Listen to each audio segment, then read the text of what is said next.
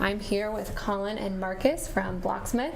They're our partners in developing the Blocksmith for Education software and curriculum that we'll be talking about today. They both bring awesome experiences in VR. And so to get started, for introductions, we'll start there and then we'll be going into what is virtual reality, how does it apply to education, and then really dive into the Blocksmith VR Builder that they've developed and how they've been seeing that make an awesome impact in some classrooms already. So Markus and Colin, to start us out, if you could tell us a little bit about your background and how you ended up in the role that you're in now. Sure, I can start. Hi everyone, thanks for joining. My name is Markus Nigrin and I'm the CEO of Blocksmith. I think I had my first virtual reality device on my head like in the 90s, and it was really, really horrible. So I tried an HTC Vive like 2 years ago, and I was really mesmerized how far they came. Yeah. And we thought that, you know, this is pretty much it. This will change a lot, and turns out it did. And that's when we started Blocksmith as a way to create content for those devices on a kind of a simplified basis. Yeah, so you're really coming from the tech industry. Yeah. Awesome. Yeah, I've been working in tech for a long while. I had a startup in that space, and I've been a video game developer for 8 years before I started this. Awesome. And then Colin, I know you come from a totally different background. How did you end up doing what you're doing today? Sure. So I come from an education background, and I was a teacher in high school and middle school. I taught Unity and game development to high schoolers and design tech to middle schoolers for a little while. And so, yeah, I got to introduce them to technology and a little bit of virtual reality at the same time. I actually had my first virtual reality experience with Markus, a horror game, and it was kind of knocked me off my chair. But it was a lot of fun, and it really showed me the possibility of what you could do with it. Nice. If any of you too also have experience with our Scratch Camp from PCS, Colin has also developed Scratch Camp, so he has a deep background in curriculum development and STEM technology. And for anyone who doesn't know me, I'm Michelle. I'm our Director of STEM Development. It's been really fun to work with Blocksmith to develop this camp that we're releasing this year and to see what they're doing with their Blocksmith VR Builder software. So to get us started today, tell us a little bit about virtual reality. I mean, what's going on with the technology right now? Yeah, so essentially Oculus Rift and Vive are on the market since about 2 years. We've seen Google Cardboard on the low end, pretty much same time frame. We are seeing that disruption happening on a pretty large scale, but some of that is still pretty much behind the scenes. So just to give you an example, one aspect that we've been seeing is like there's practically no car manufacturer out there that would not use virtual reality as a primary mean to develop new prototypes and new cars. We've heard from Ford that they are essentially bringing the teams from all over the world together in virtual reality to look at new cars, and that's a mandatory process for a prototype to move on to a more advanced stage. So there's a lot happening behind the scenes. We've seen, I think the one thing that we will be seeing most on the broad population level is virtual home tours. There's a couple of companies already out here in Boise and Meridian that is offering that. So you pre-select, you walk through your homes in virtual reality before you actually drive there. And you just pre-select them. So instead of driving to a ton of homes where you never actually want to live, you just pick those where you feel like this could be it, and then you have a very targeted approach to that.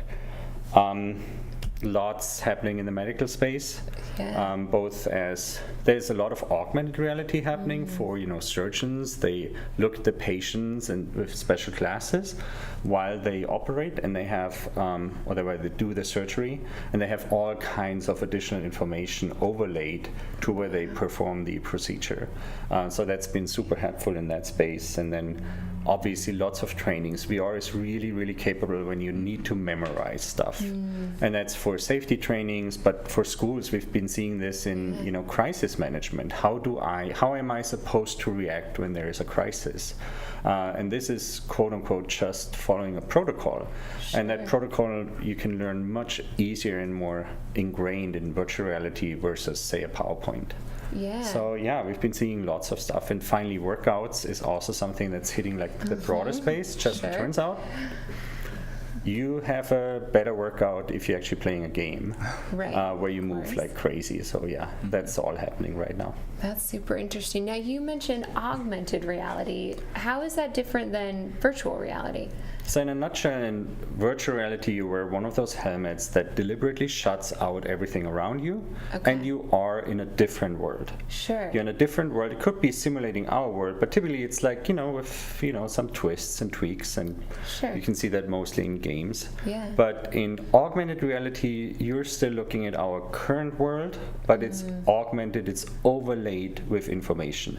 Like in a couple of years, if we hold this webinar, we would wear innocent little augmented reality glasses, and we would see our webinar notes floating in the air over there, and we would see our slides over there, and that's a way both to participate in webinars, but also for us to present, it would look very different. So by the time our students get out into the workplace, how prevalent do you expect this to be? I wouldn't. So I think the easiest way is to go cell phone basis. It took a while. So we used cell phones for ourselves. We used them personally, and then slowly they entered the workspace. And now it's almost impossible to work without using your cell phone at a time. It's a viable device in your workplace. And this is the same will happen mostly with augmented reality devices. And there will be small little use cases that make those pretty much as efficient as cell phones. And that's where we would see a lot of penetration. But VR will be just naturally integrated in the things that I mentioned before, training, prototyping.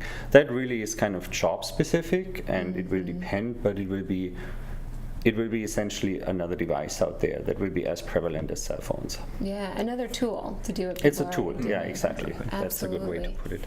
So I know we've seen a lot of VR already just starting to happen in education. So as you guys are out there combining kind of your tech background and your education background, how are you seeing people already starting to use VR in their classrooms? So I'll start on that one. This is a really important distinction. Virtual reality is that big word, and everybody has helmets, and Ready Player One, the movie is coming out, so lots of things happening around that space. But VR is really 3D. VR is just a tool to see 3D in a different way. Any type of 3D content that you create on your small screens, and there's a lot of that already happening in schools. If you look at Tinkercad, if you look at Minecraft, that's 3D content. Now look at it through the goggles, and it just looks really, really amazing. So it's a tool to make 3D content amazing. Sure. And 3D content is really what you need to, both demonstrate VR, but also what will be prevalent in the workplace later on. So we are seeing this essentially as a tool to make something really look awesome for students at a kind of a low price, and but it's also something that they will learn, that they will need later, and should have a good handle on. Yeah, have some exposure to, so it's not totally foreign technology. Exactly. And not only does it just look really cool, it actually inspires, wonder in the classroom that you wouldn't be able to see otherwise, or allows students to remember facts, as Markus was talking about earlier, that maybe that they would struggle with if they were reading it out of a book or just watching a movie. When you're actually there, surrounded by a whole virtual space, you can remember those things a lot better. Sure. I mean, it's fully immersive, right? When you're in a VR experience, it feels real.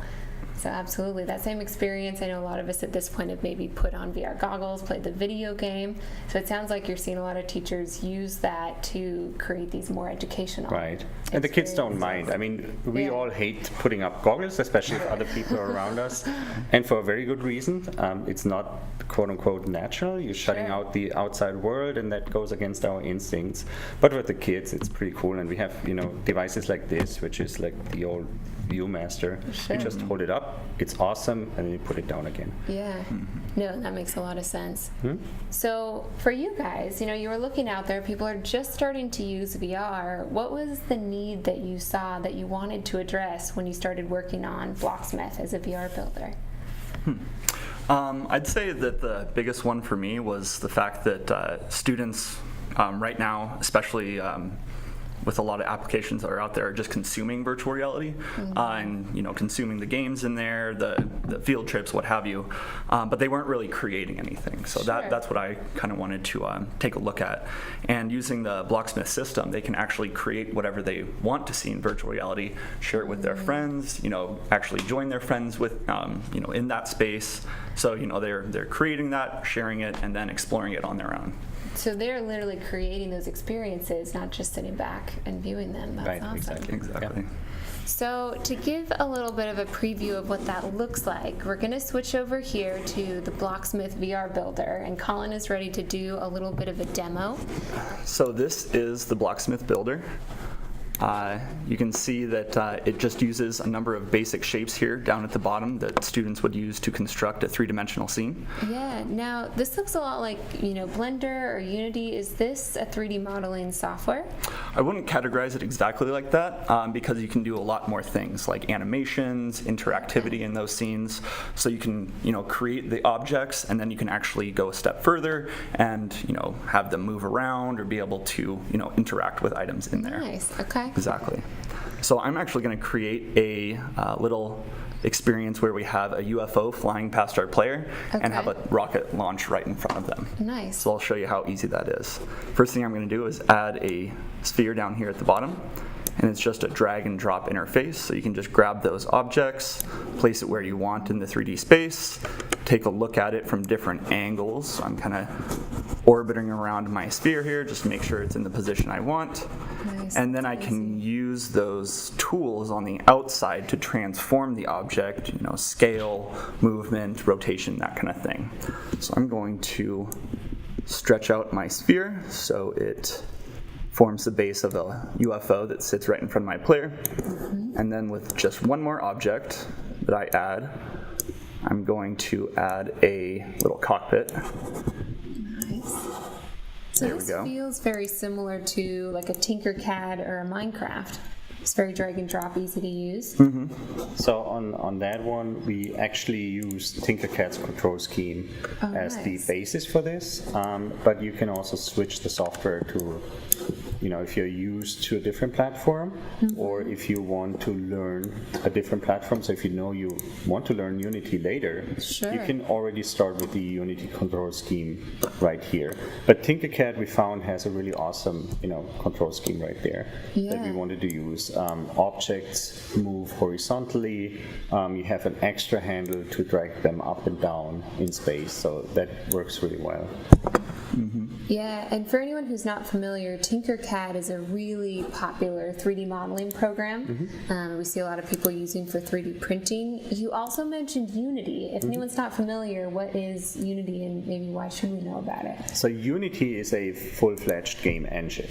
Like, you can make any type of professional game in Unity. In fact, a lot of professional games are made with Unity. Okay. Unity is what you go to school, go to college, get a professional degree in, programming, graphic design, animation, or any of those. You would use Unity as one of your core tools to produce video games in a pretty large team where everybody has different roles. So Unity is one of the most powerful engines next to a software that's called Unreal. And those two are pretty much, if you play a video game these days, there's, I think, over 90% chance that it has been created in one of those two tools out there.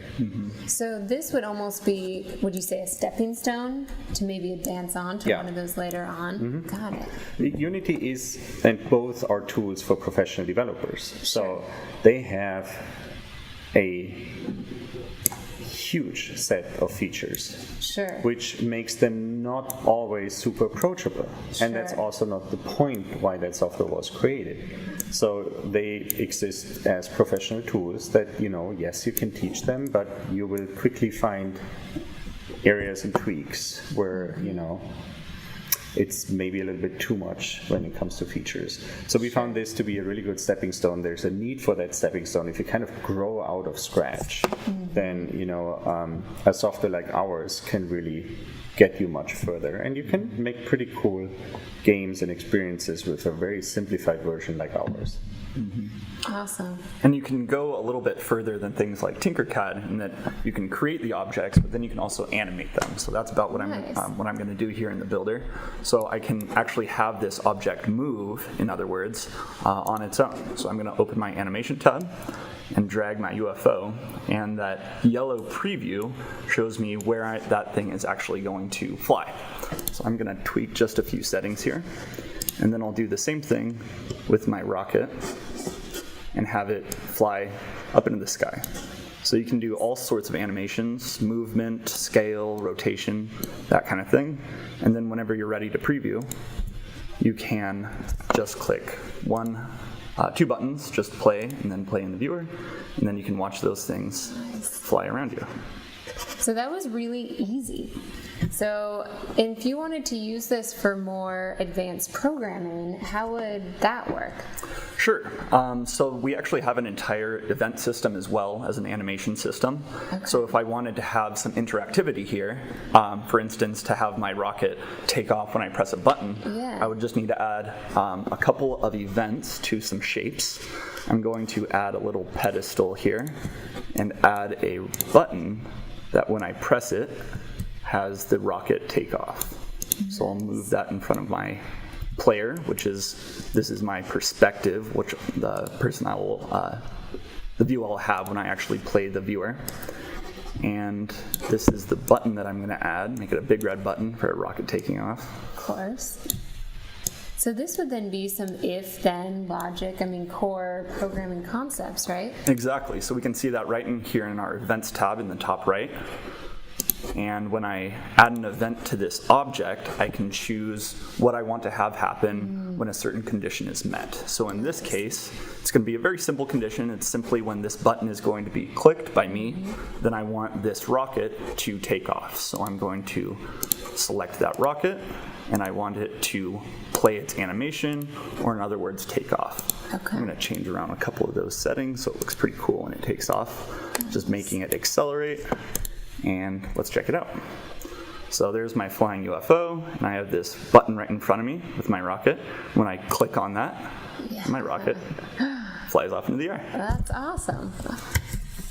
So what's some of the most deep programming you've seen people do? How far can you take this engine? Sure, so you can add events onto any objects, but we also have some objects in our special tab that can really take it to the max. Okay. So for example, we have a variable object that you can use to, do all sorts of things in games, from score to counters to countdown timers. I'm actually going to use it as a countdown timer here. So I'm just going to drag it out and place it next to my button so I can have a countdown timer for my rocket. And in addition, I'm actually going to add another kind of fun object onto my rocket that will make it a little bit more fun to watch. Of course. And that is a big old fireball. Nice. So we can see some fire coming off of that. And these are by far our most popular objects because, why not? Fire. And those all come preloaded in the software builder? Mm-hmm. Okay. All right, so now I'm going to link up my variable to my button, and I simply want my button to now point to my variable instead of my rocket. And I want that to start a timer. And I will have that count down 1 per second. I'll start my timer at, 5. So I'll change its initial value to 5 seconds. And then my last piece that I need is to say when that is equal to 5, when that's equal to 0, when it's count all the way down, then I want my rocket to launch. So now you've kind of got 2 events, right? If I push this button, start the timer. If the timer hits 0, launch the rocket. Okay. Exactly. So we can have events on any object, and you can all link all those together as well. Cool. That's following pretty tightly Unity's approach of what is called component-based or component-based systems. So each of those objects in the scene has its own set of events that it reacts to, and that's exactly how you would structure a game in Unity as well. Okay. All right, so I think that's ready. Let's check it out. So now when I play my scene, I have my little countdown timer there. When I click on my button, it starts counting down. 2, 1. And there it goes. That's awesome. Sweet. And I'm sure this would look even cooler when you view it in Oh VR yeah, as because well. now that suddenly that rocket is actually. Do I have to do a conversion to feet right now? Probably 30 foot high That's or high. 30 feet high, so it looks completely breathtaking VR. And then you look at that button.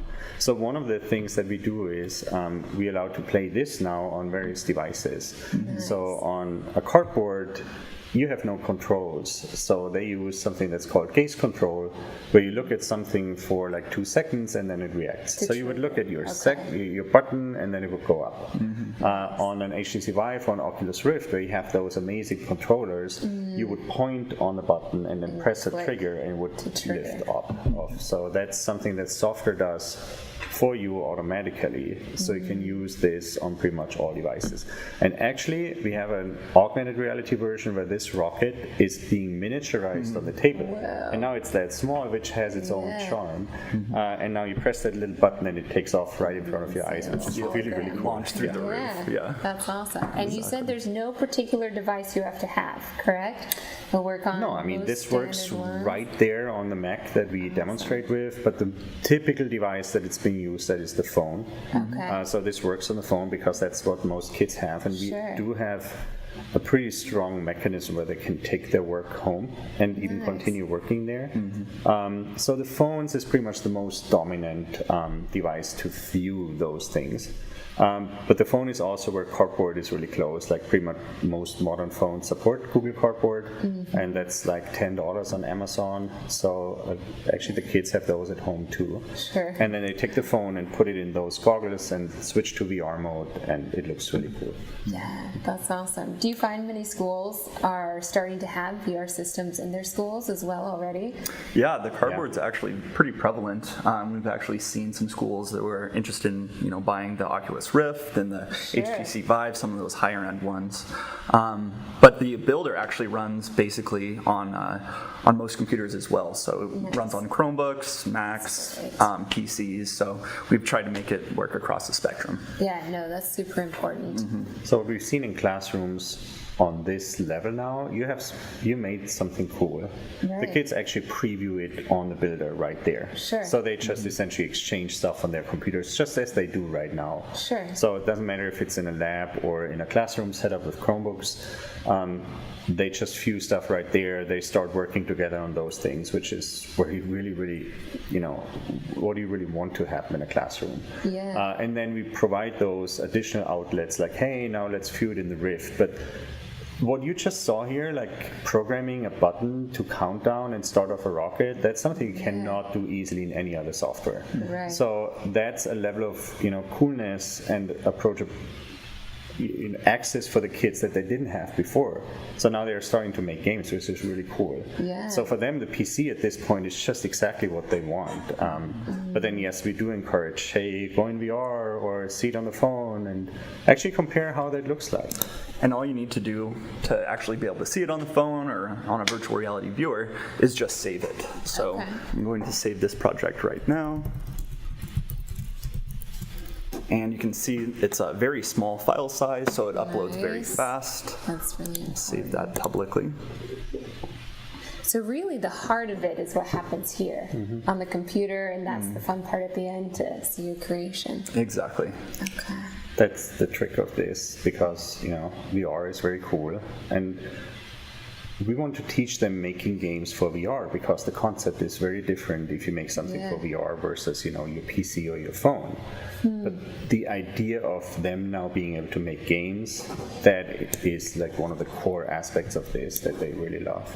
Yeah, well, and that's interesting, because often one of the key things we try to teach in computer science, right, is you have to think about your user, right? What's that experience going to be? So as you're thinking about designing for VR, what are some of those things that you would have to teach as you go through that experience? Right, exactly. So stuff is big, but in VR, the biggest difference that you have with virtual reality is that this virtual reality, this overrides your sense of vision so hard that your brain interprets this scenario as you being there. You are in that world. You are looking at a rocket right now. You are in a desert looking at a rocket. So that creates a whole new set of interesting scenarios.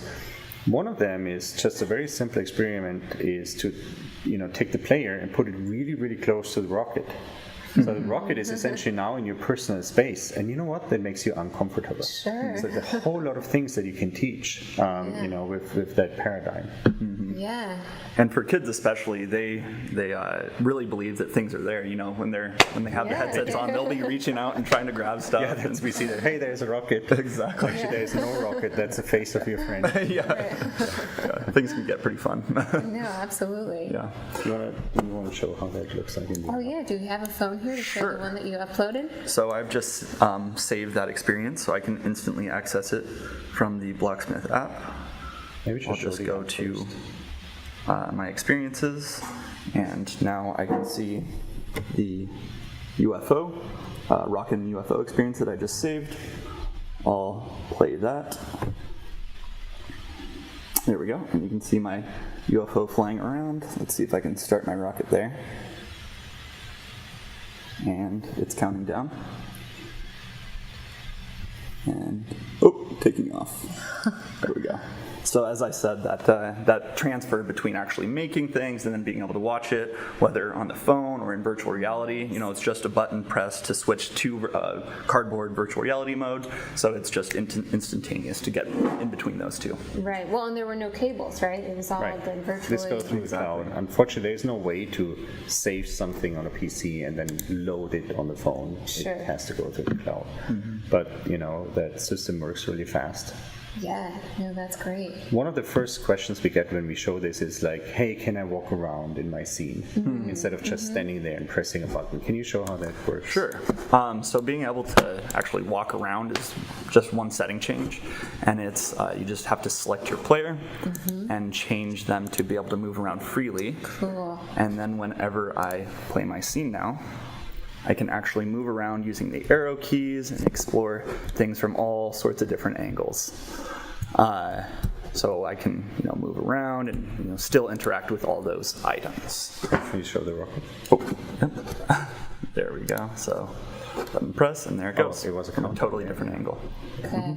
So one question I have for you guys, if I'm thinking about doing this, this seems like this software can go pretty in depth. How much do I have to know if I'm going to start doing this with my students? Sure. So as a teacher, you don't actually have to become an expert in the software because we've actually created an entire curriculum package that goes along with this that the students can just go through themselves at their own pace. Nice. So we've tried to allow educators to kind of take more of an oversight role, just answer a few questions as they come. Yeah. We can actually take a look at what that looks like just with one click of a button. So I'm going to click on our quest up here. We can access our Blocksmith course, which will switch to a new window. So this is our curriculum course that comes with the education edition, and it's broken into 12 lessons, which are intended to be at least an hour long, but they can actually go a bit further if the students or if the educator wants to take it there. Sure. And each lesson is intended to teach the students about various things in 3D space. The first one's just about kind of controlling objects, just getting used to it. But it's broken down into those projects so they can learn about those concepts while they're doing things like games or just having a fun robot dance. They have robots that move around. But at the same time, as I was saying, they actually learn about those computer science fundamentals, things like the variables and the stuff that we just saw. So this is one where they actually use variables to create a level where they would kind of jump around on a boss and dodge spawned objects. So those kind of more complex things that we saw in the builder. Can you go through the platform game and just show a little bit of how that looks like? Sure. So our curriculum is broken down into just pretty simple instructions. Step, sure. And there are both pictures and animated images that allow students to kind of get a sense of what that should look like in the builder. So they don't get lost very easily. And it's just dragging those objects in. They just follow that along. They can read the text, and we've tried to make that as simple as possible. But they can also follow along with the images as well. Yeah, well, and you probably have some that just look at the challenge at the end and reference this as needed, and then some that kind of like to go through step by step. We have some readers, most of them don't. Yeah. But then you have that reference, right? For as you need it, and there's nothing wrong with just exploring. No, and, exactly. That's figuring it out actually what we yourself. encourage. That's awesome. So I can actually load one of those right now. I have a game that you would make with the curriculum. So at the bottom of every day are some extensions for the students to kind of go on and explore things on their own. So that in this case, they would learn about skyboxes and how that relates to game development, and then they can kind of learn some more about virtual reality as well. What it would take to kind of move around in virtual reality, why it's a little strange to just kind of fly around. That's what we talk about in this. And that's why teleporting in virtual reality is a little bit more important. And so, the students can actually learn, if they make it through the day very fast, kind of learn a little bit further about the fundamentals behind that, both with game development, computer science, and virtual reality. Yeah, so if you had more than 1 hour a day, you could easily keep going and not run out of things to do. Mm-hmm. Yeah, I can see in that fact, with we this typically one. see them like that being stretched out. Sure. You learn the fundamentals in that 1 hour, but then this is a 3D Mario game. Right. We have seen pretty cool collaboration, especially on this one. We have seen kids essentially take their hoodies and hide and cover their screens while they develop a new level for their friends to play. That was really, really awesome. Yeah, so they can't see what they're making. We want to keep it Right, secret. exactly. Yeah, I'm hiding my platforms from you. That was very cool. So then you would build a game, give your friend the VR viewer, and then they would play your game. Right. Awesome. Or they just go on your Go PC on your and computer play right and play there. that way. Or on their phone, want to make it as open as possible. It depends on what equipment you have. The computer in the classroom is our core base equipment. That needs to be there. And from that point on, we support pretty much any scenario. And we leave it up essentially to the instructor, to where they want to put an emphasis on. Sure.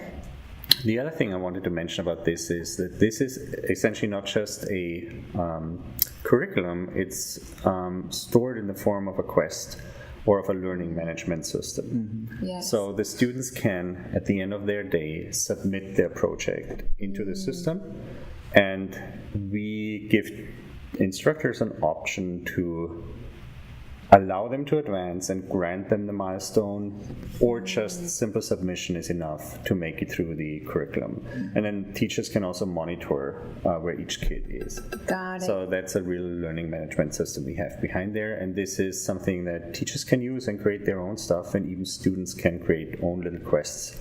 Their same little quest in the system. So it comes with 12 quests, but you could add in as many as you wanted. Mm-hmm. So if you wanted to say, okay, make the water cycle in VR, you could add that quest, assign it to your class, have them submit. And this is where it gets really powerful, because now we're talking about essentially having two options. I can make a VR experience for you that you could then consume. Yeah. But I can also get my student to make a VR experience for you that you then can consume. But guess what? The students will really, really learn the content. So if you want to teach the water cycle, if you want to mock up the water cycle in 3D, well, you have to have a pretty good understanding how the water cycle actually works. Exactly. Right. That's a nice little side effect. If you do that quest, it's essentially a do-it-yourself approach for learning. So that's pretty nice. Mm-hmm. That's really cool. And that's what the curriculum is intended to do, is to start students out with very entry-level knowledge, but then work them all the way up to being a good builder, so they can create those more educational experiences that they can share with their classroom or give to their teacher for the consumption side. But they also learn about the water cycle or what have you in the process. Yeah. So if someone goes through these games, it sounds like are a way of learning how to use the software, and then from there, it's up to you, where you want to go. Yeah, exactly. That's beautiful. Mm-hmm. So if we're switching back to the other one, you were going to show us, Colin, in the game how that would work. All right. There we go. I've seen it. So in this case, Thank you. I have a whole pre-made game here that comes with, simple logic components that just say, if I fall off those platforms, then it would restart the experience. So this would be on the fifth lesson that the students do, and they would actually start making games.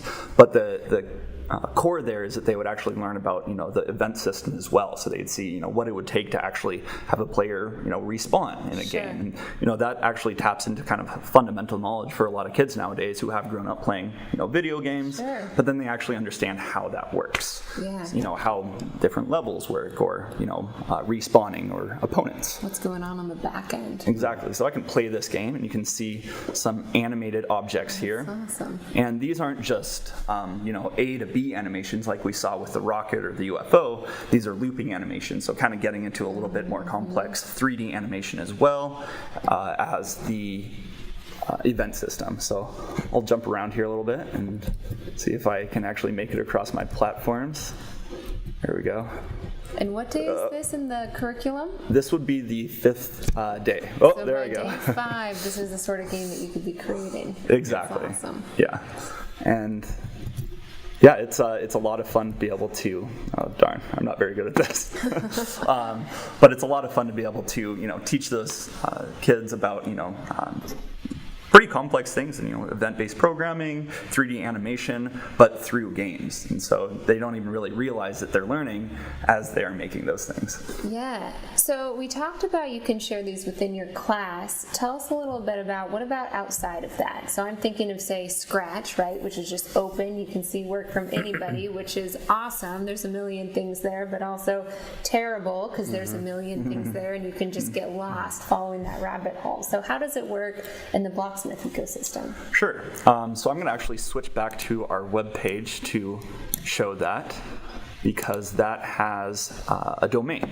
So each Education Edition comes with a domain, and what we mean by that is kind of just a safe space just for that classroom to upload. So it doesn't come with anything else. If the educator wants, they actually can pull in experiences from our main system. So if they want to, have their students see how a game works, kind of pull it apart, look under the hood a little bit, they can do that. That is all governed by the admin or the educator. And if I just go to the everything, I can just see the two experiences that I have compared to our main system, which would have a very large list of existing games and experiences that all of our users upload, similar to Scratch. However, this space would just be for that one classroom. Beautiful. So we have our main system has about 2,000 experiences right now. Okay. So it's getting more like into the Scratch-like dimensions. This has two. One that has been pulled in deliberately as a showcase. The other one is something that Colin just made. So you would only see what's going on in your class, and you can prevent, the kids just essentially playing games because we want them to make games. Well, and then you would have that oversight too, right? So you can see everything that exists in that domain, and then do you as the administrator have the ability to remove anything if you need to? Exactly. Yeah, We give you a ban hammer too. So you can ban users. smash. You also have full access who you invite into your domain. At the same time, we make this very simple for you to use. So we assume that you have a good handle on your school equipment. So anybody who has access to your school equipment is automatically part of your system. So there's not a lot of approvals and signing up users. That's all really simplified. But they do have a strong handle on what's going on in their domain, which is great also for safety. Yeah, absolutely. And then students can then see within that domain works from other students and share and collaborate. Exactly. And that is one of the kind of most fun pieces with this, is that they can share those both those projects with each other, but also just their actual objects. So this is something that I pulled in right at the beginning. I didn't have to make that entire rocket because that was already shared with me. So students can actually collaboratively make experiences together. Someone could just be doing the putting those shapes together to create objects, whereas another one's doing scene design. So you can get that collaborative Let me switch to the build really quick. So you could There we have go. each person in the class design a different object, put those all together into one experience. That's super We have some cool. schools using this for everybody creates a car in the beginner classes, right? Where you just Sure. essentially focus on how does this work, how can I stitch stuff together. But when it comes to Yeah. game making, one of the games we make is a frog kind of game, which in VR is actually really awesome because now you are the frog and the cars are big. But they populated it with the cars that all the kids made. So everybody had a game with, and all the kids were like, "Oh, this is my car! Oh my God, it ran me over." So that has been a really cool exercise. Yeah, so you're literally building these from the ground up. Exactly. That's Yeah, you awesome. can. But we do provide a marketplace with, I think, over 400 objects now that they can also tap. Nice. And just, if they just want to get going and experiment and have like quick, rewarding results, then that works too. You can use that as well. And that's all up to the educator to choose what they want to bring in. Exactly. That's perfect. So you've mentioned a couple times what you've seen from different students that you're working with. So could you tell us a little bit about some of the early adopters, some of the schools? I'm going to skip through this because I think we've already hit on a lot of that coding that we mentioned. But tell us a little bit about what their experience has been. So we actually have gone to a elementary school out in Marsing near Boise, and that was a class of 3rd to 5th graders actually. Younger students. Exactly. Yeah. And they were still able to use the system. They were the ones who actually who made the jumping game, the platform game on their very first day. They kind of wanted to get to the game stuff. But we saw, the students using the system for just 3 hours straight, which the teacher came up to us afterwards and he told us, this was something that they hadn't really seen before, that level of attention and, caring about, something that they create there in the classroom. Yeah, I got a couple of videos from teachers just to show me that they are serious with their statement. Like, this student has had problems focusing on some of the more complex material, but he's been working with your software for half an hour, and that's a huge long time compliment for for some us. So that's students, amazing. That has been really good.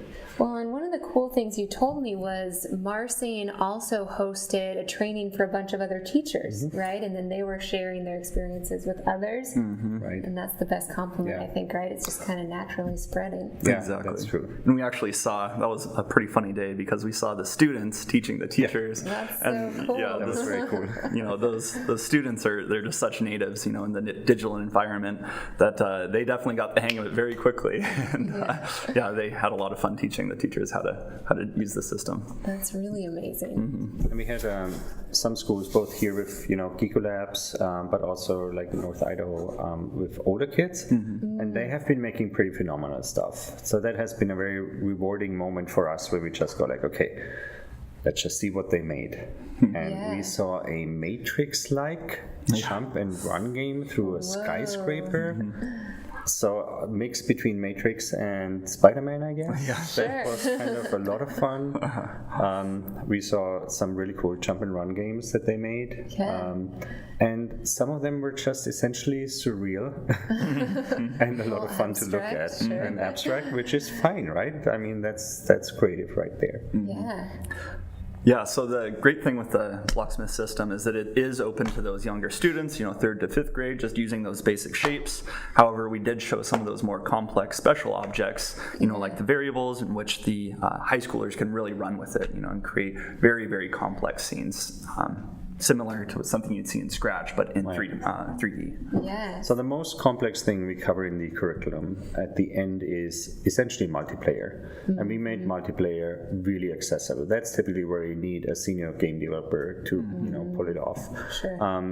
But we have a very straightforward multiplayer feature in there that the kids are used because now they can all play together on a computer. So we have a dodgeball game, and the most complex thing we're doing, I think in the 10th lesson is is essentially you can fire off 3 dodgeballs, but then you run out of dodgeballs. You have to go into a reload zone and reload. And the fun thing is that all the kids, they just know that. Yeah. They know that mechanism inside out. Sure. Now we let them think about how this works. Yeah. And that's essentially teaching programming skills right there. It doesn't really matter what language you need. You need to understand those concepts.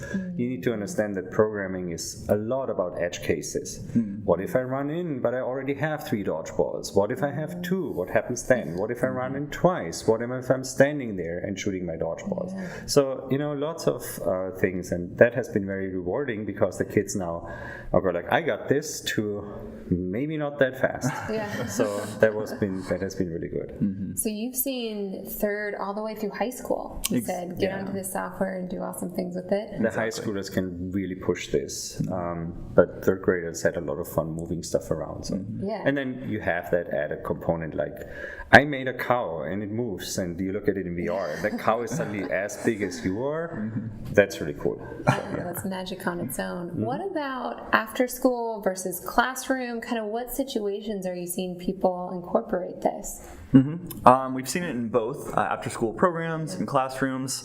The after-school works especially well with the curriculum because they are, just about an hour long, and so those students can just jump right in, do one of those curriculum lessons, and by the end of their day, then they have a fully made game that they can just take home and show to their parents, or come back to the next time and work on a little bit more, share with their friends. But in the classroom, we've seen that teachers kind of do want to break it up a little bit more. So they do, perhaps a few steps a day, and so they can really stretch those lessons out if they want to, make it fill an entire month. Sure, a little bit here, a little bit there, which you often have to do. Exactly. Yeah. That makes a lot of sense. So we've talked a lot about the Blocksmith Education Edition. If you've been looking on your phone as we're talking, Blocksmith is also a free app that you can download. So for the Education Edition, you do get some sort of extra features that we've talked about. So one of those is that safe, distraction-free domain. So that's where you have that enclosed environment. You're able to see all of the student accounts, and then you become the administrator who can manage all of that.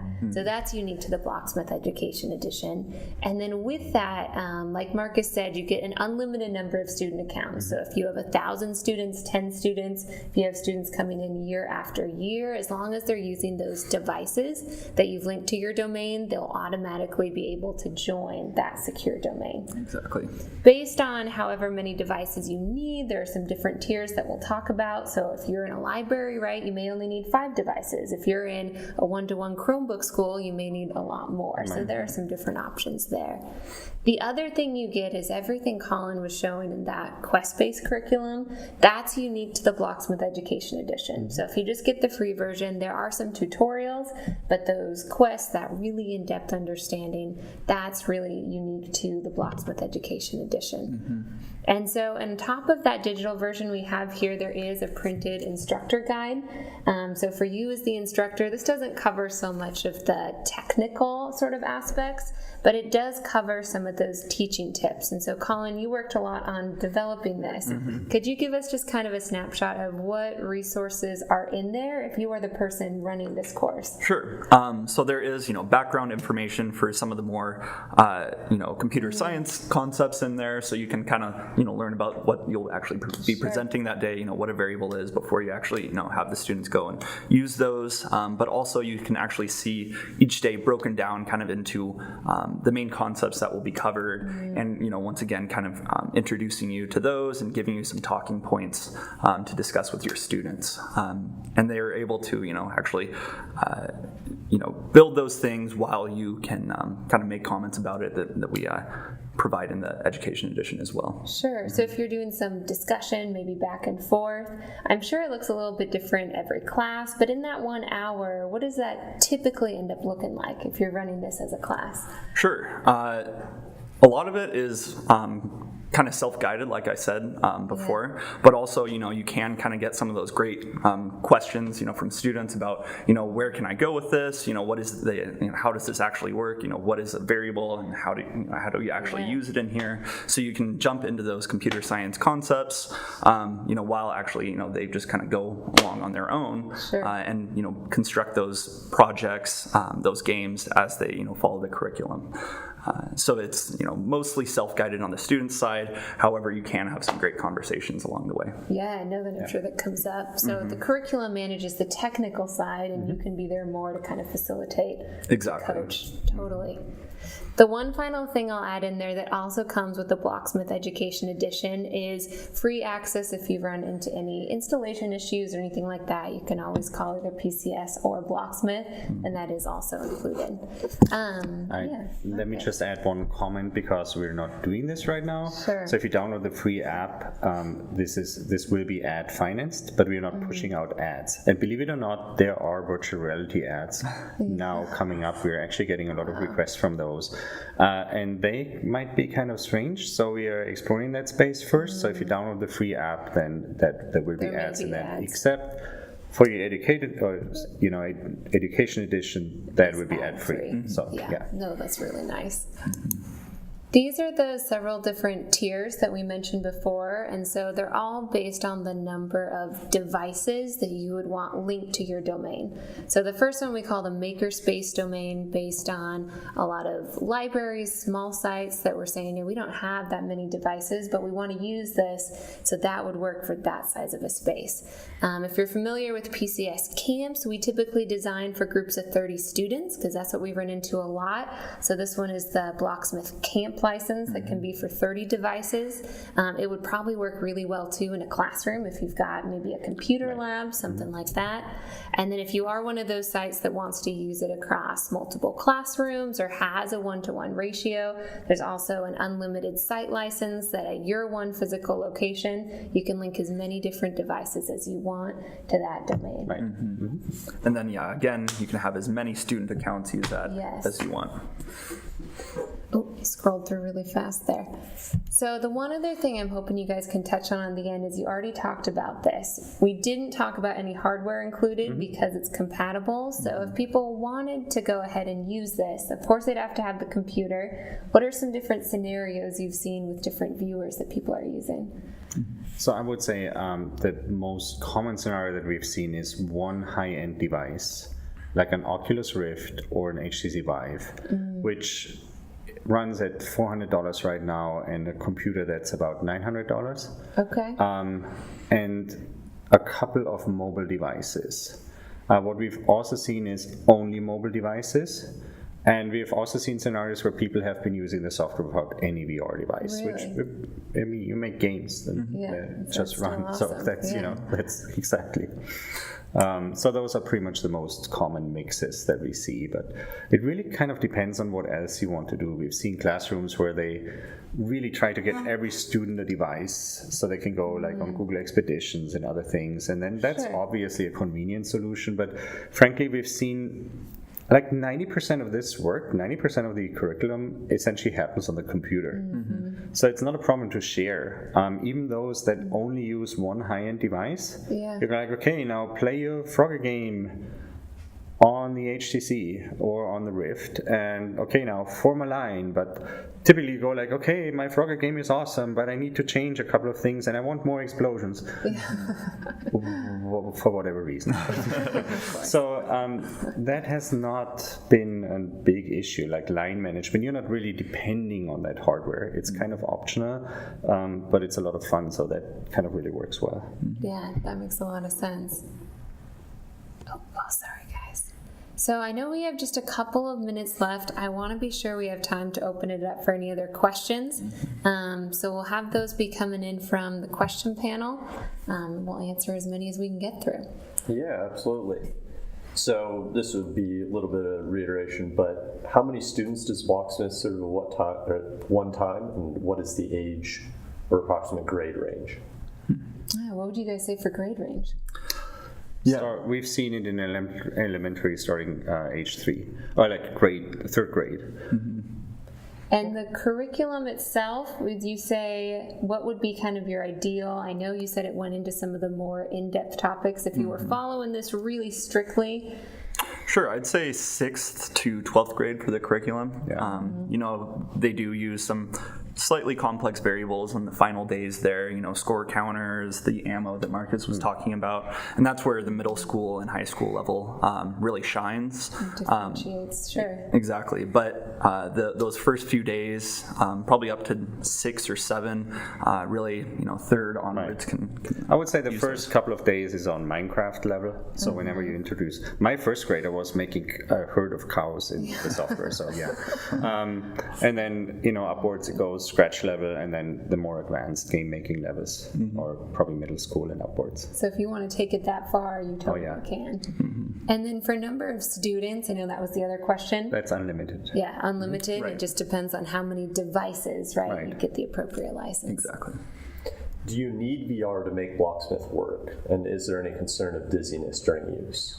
Yes and no. We just introduced a new feature that will be coming out in April, which we call trampoline jump pads, because what we found out is whatever works to get the kids excited, we are not limiting them.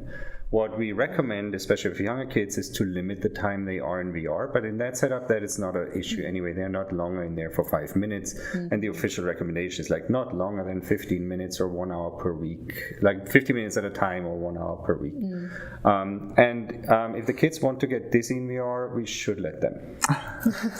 Yeah. All right, and how is the camp structured? Does it walk students through the use of the builder? So the curriculum or the camp does walk students, through the very basic aspects of the builder to actually creating, slightly more complex scenes, and that's just that day-by-day basis. So it gets a little bit more complex each day. Is this easier to use than Unity, and what's the primary difference between it and It's a good one. Yes, a builder like Unity? it is much easier to use than Unity. It's kind of like we're trying to compile like the best of Unity into one piece of software that kind of looks like PowerPoint. So that's a pretty steep goal. But that's essentially the goal of this. Like we have a light slider that makes it dark or bright. In Unity, that's like 5 different settings in 5 different sections. So it is much easier, but it is more limited. So we go like, stay close to Unity, and if you feel like you're getting stuck with our solution, just go into Unity. But now you're motivated to do that. Yeah, from personal experience, having taught Unity in the high school classroom, I found that, students can get stuck on the complexity side, on the coding, and so just having something that's a bit more entry level, where they can just use shapes, event blocks, those familiar aspects from things like Scratch or Tinkercad, it is a lot more approachable than Unity. And Scratch was mentioned as a good first step. Would this be a good transition from Scratch? Yes, because Scratch is essentially 2D, and there's only so many ways you can make this cat jump around in Scratch. 3D is where it's at. The kids know that. And a question for Michelle, how would people follow up about this to get more information?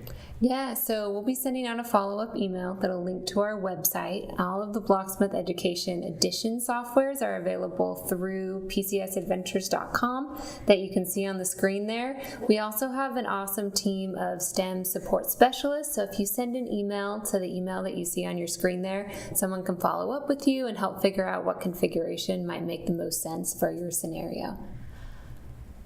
Okay, thank you so much everyone for logging in. Thank you. We'll be here Thanks. and we'll look forward to hearing from you.